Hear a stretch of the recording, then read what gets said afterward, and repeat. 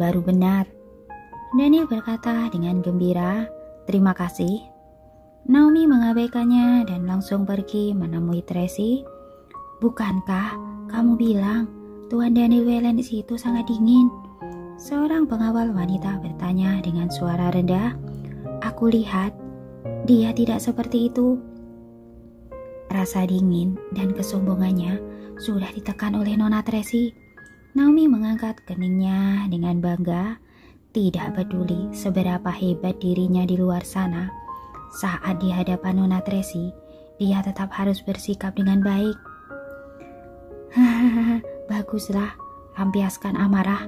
Siapa suruh keluarga Wellens menindas Nona Tracy?" "Iya." Naomi datang ke ruang medis. Tabib Hansen sudah selesai memeriksa Carla, meresepkan obatnya, menyuruh Amanda merebus obatnya setiap hari, lalu berkata pada Tracy, "Aku periksa kamu sebentar." "Aku tidak buru-buru." Tracy memikirkan Paula pada saat ini. "Orangku ada yang tertembak demi melindungiku sebelumnya. Apa Anda bisa memeriksanya?" "Tentu saja, tidak masalah." Tapi Vincent berkata, "Luka tembak sangat sederhana. Selama organ dalam tidak terluka, aku akan meresepkan obat dan minum saja sesuai resep." "Terima kasih atas kerja kerasmu." Tracy segera memerintahkan, "Ajak Tabib Hansen untuk memeriksa Paula." "Baik, lewat sini Tabib Hansen." Tabib Hansen pergi bersama Dixon dan Amanda tetap di sana untuk merawat Carla. Tracy menginstruksikan Naomi, "Pelayan dan pengawal di sini tidak mengerti tentang kedokteran. Tolong panggil beberapa perawat medis yang andal untuk bantu-bantu. Jika tidak, Amanda dan Dixon akan kewalahan." "Baik, akan segera kulaksanakan." Naomi mengangguk dan hendak turun, namun Tracy bertanya lagi, "Apa orang itu sudah pergi?" "Belum." Naomi memandang Carla yang sedang tidur di ranjang. Dia berbisik, "Dia terus duduk di ruang tamu dan menunggu lebih dari 1 jam. Aku akan keluar melihatnya." Tracy datang ke ruang tamu dan melihat Daniel duduk di sana sambil minum teh. Dia bertanya dengan dingin, "Kenapa kamu masih belum pergi?" "Tabib Hansen sudah selesai memeriksa Carla." "Dia bilang apa?" Daniel bangkit dan berjalan ke hadapannya. "Sudah selesai diperiksa." Tracy berkata dengan santai, "Resepnya telah dibuatkan dan obatnya harus diminum tepat waktu setiap hari." "Butuh waktu berapa lama sampai bisa sembuh?" Daniel buru-buru bertanya. "Tabib Hansen tidak memberitahu waktu yang pasti." Wajah Tracy sedikit berwibawa. "Mungkin perlu beberapa waktu hingga obatnya bereaksi." "Benar juga." Daniel mengangguk. "Aku percaya keterampilan medis Tabib Hansen. Kita harus percaya padanya." Tracy menghibur dirinya dengan cara seperti ini. "Aku lihat perawat medismu di sini tidak cukup.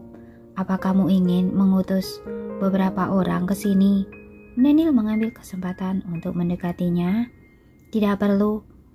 Tracy tidak ingin berbicara dengannya, lalu berbalik untuk naik ke lantai atas. "Kamu bisa pergi sekarang." "Jika aku pergi sekarang, Carla akan menangis saat dia bangun karena tidak melihatku." Daniel segera menghentikannya. "Dan juga Carlos, dia juga akan hilang arah. Mungkin Carlos akan bertindak lebih tenang, tapi dia hanya berpura-pura menjadi kuat." Lalu Tracy menatapnya dengan dingin. "Menurutku." Daniel mengamati raut wajahnya lalu berkata dengan ragu, "Aku seharusnya tinggal di sini selama Carla dalam masa pengobatan. Tentu saja aku tidak akan mempersulitmu. Aku masih bisa membayar makananku." "Enyala!" Tracy berteriak dengan marah. "Bagaimana kamu bisa memperlakukan tamu seperti ini?" Daniel terus membujuknya. "Anak-anak akan sedih ketika mereka melihatmu memperlakukanku seperti ini." Daniel, apa kamu tidak tahu malu? Tracy marah. Bagaimana keluarga Wellens memperlakukanku saat aku berada di rumahmu? Aku tidak memperhitungkanmu demi anak-anak. Jika kamu masih menguntit di sini dan tidak pergi, aku akan menyuruh orang untuk mengusirmu. Aku juga melakukannya demi kebaikan anak-anak. Memangnya kamu tidak ingin Carla cepat sembuh? Daniel masih berkata, dia akan merasa lebih baik saat melihatku. Ini juga akan mempercepat pemulihan kesehatannya. Jika kamu tidak percaya, tanyakanlah pada tabib Hansen. Kamu pergi atau tidak? Tracy kehilangan kesabarannya. Pengawal? Baik. Dua pengawal wanita maju ke depan. Bawa dia keluar, perintah Tracy. Baik. Pengawal wanita melangkah maju untuk mengusir Daniel, tapi tatapan tajam Daniel membuat mereka terpana. Lalu mereka berbalik melihat Tracy. Kenapa diam saja? Tracy marah. Usir. Ini pengawal tahu identitas Daniel dan hubungannya dengan Tracy. Jadi mereka tidak berani padanya, tapi mereka juga tidak berani melanggar perintah Tracy. Mereka merasa sangat bingung. Sampah. Tracy mengarahkan pistolnya ke Daniel. Nyala. Lihatlah amarahmu yang meledak-ledak. Kamu seperti ini hanya akan menakuti anak-anak. Begitu Daniel selesai berbicara, terdengar teriakan ketakutan Carla.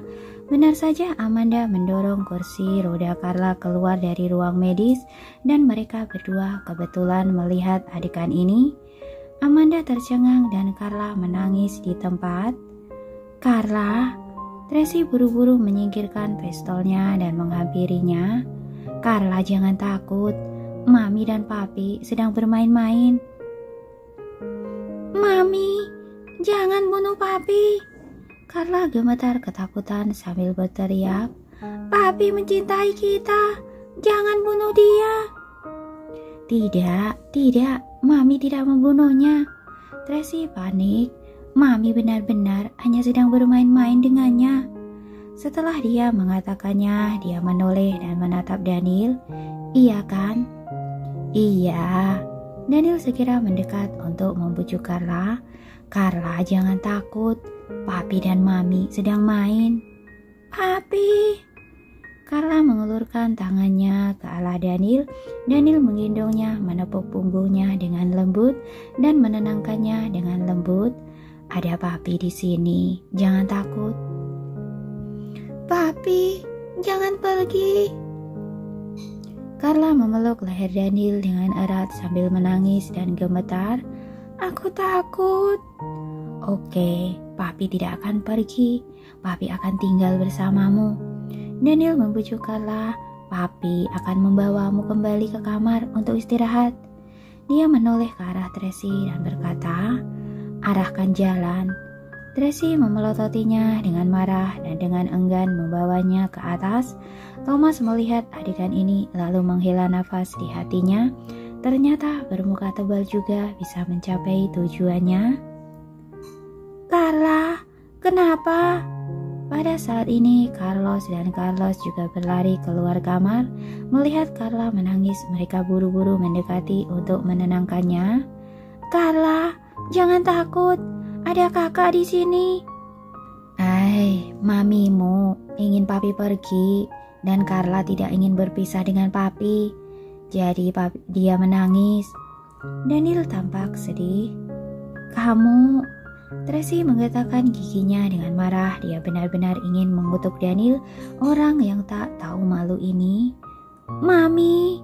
Carlos menarik tangannya lalu memohon. Jangan usir Papi, oke? Aku mohon. Bagaimana jika membiarkan Papi tinggal beberapa hari di sini? Tunggu sampai Carla sembuh. Carlos yang selalu tenang dan bijaksana juga membujuknya. Tidak bisa, Carlos. Tracy hendak menjelaskan, tapi tiba-tiba Carla menangis lagi. Tracy buru-buru mengubah perkataannya. Oke, tinggal. Carla, jangan menangis. Kamu sedang sakit. Tidak boleh menangis seperti ini. Itu akan mempengaruhi kondisimu. Mami. Carla melemparkan dirinya ke pelukan Tracy dengan genit. Lalu dia menggosok air mata dan ingusnya ke pakaiannya. Kalau begitu, Mami tidak akan mengusir Papi dan tidak akan memukul Papi, kan? Tracy memelototi Daniel dengan marah dan mengatakan sepatah kata, "Iya, terima kasih." Daniel segera bangkit berdiri dan berteriak ke arah Thomas, "Thomas, bawakan koperku." Baik. Thomas menerima informasi dan menghela nafas di hatinya. Tuan Daniel benar-benar hebat. "Iya, baguslah." Carlos bersorak kegirangan. "Keluarga kita akhirnya bisa tinggal bersama lagi dengan damai. Tidak ada Bibi Victoria dan kakek buyut, maka tidak akan ada pertengkaran." "Benar." Carlos juga tersenyum senang. Tracy menghibur anak-anak lalu menyeret Daniel ke kamarnya dan memarahinya. "Daniel, ada apa denganmu? Kamu tahu, mata-mata kakakku ada di mana-mana. Meskipun aku bisa mentolerirmu demi anak, tapi begitu kakakku tahu kamu tinggal di sini, maka konsekuensinya adalah bencana." "Lorenzo, akhir-akhir ini tidak ada waktu mempedulikanku. Kamu tenang saja." Daniel percaya diri. "Apa maksudmu? Apa yang kamu lakukan?" Tracy menatapnya dengan curiga. "Kamu tidak tahu, putra haramnya mencari dia."